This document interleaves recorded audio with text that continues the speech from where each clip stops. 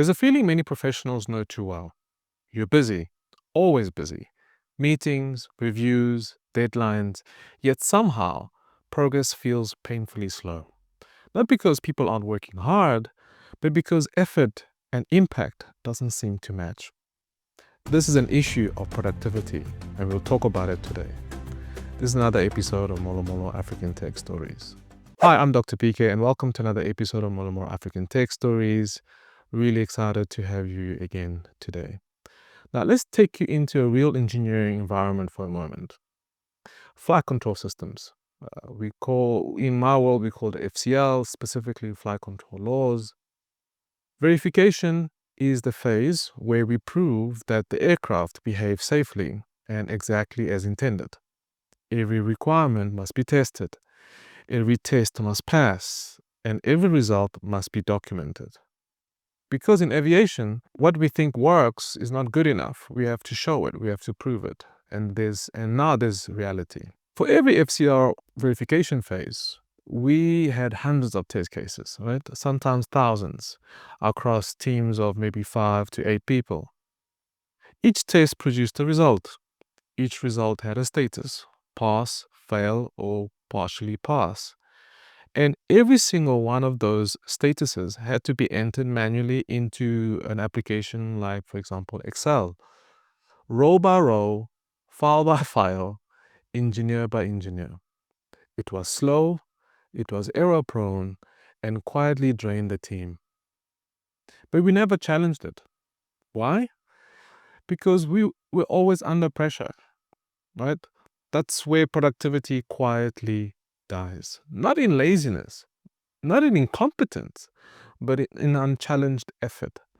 At the time, we thought it was familiar. This is how it's done. The manager, whoever else would be, yeah, but we've been doing it for the last few FCL releases.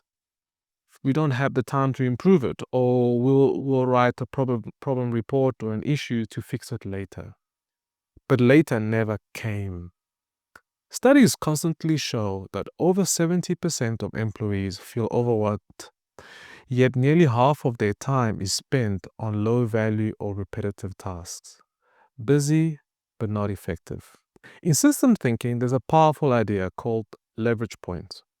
A leverage point is a place in a system where a small change can produce a disproportionately large improvement. And here's the uncomfortable truth. Low productivity is rarely about effort. It's about effort applied in the wrong place. In your case, or in our case specifically, the leverage point wasn't writing faster test cases, working longer hours, adding more engineers. The leverage point was painfully simple: manually status handling. A tiny step in the workflow, repeated hundreds of times by skilled and well-paid engineers, I might add, under extreme schedule pressure. And the research backs it up. Multiple studies show that the knowledge worker loses about 20 to 30% of their productivity time due to manual data handling, re-entry, and administrative work. That's not a motivation problem, that's a system problem. But pressure does something dangerous to teams. It forces them to optimize locally. Let's just get this done. Let's just move forward. I need to get home. Instead of stepping back and asking, why does this step exist at all? And this is where MBSE, Model-Based System Engineering, quietly changes everything. In MBSE, we use workflow and activity modeling to make work visible. Not complicated models, just clear answers to simple questions. Why do these activities exist? Who performs them? What information flows between them? Where and what are the decisions made? Where are the humans doing work, and which machines can be done the work in a better way? If I had drawn a simple activity model of the FCL verification workflow, one thing would have been clear and jumped out immediately. Highly trained flight control engineers were acting as manual data entry clerks. Mind-boggling.